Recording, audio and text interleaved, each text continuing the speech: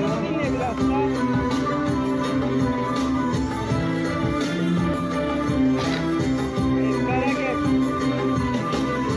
İtirazım var bu kötü kadere. İtirazım var bu sonsuz kedere. Feleğin jülesiyle hayatın silesiyle dertlerin böylesine.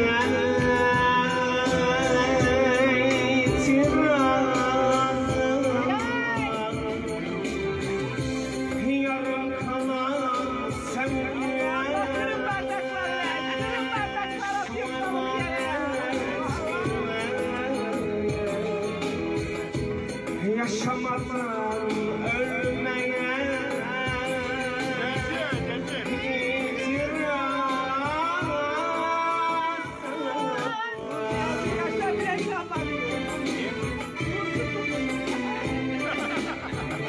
ben hep yenilmeye mahkumuyum.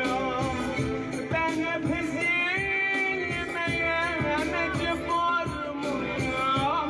İtirazım var bu sonsuz kadere. Benim şu dertlerine borcum var. Tuttu yakama bırakma.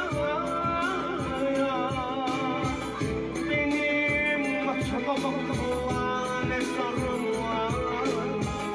Bana cehennem ararsın. Bana cehennem aratmıyor. Helal mi? Helal! Ayaklarınız size kurban olsun.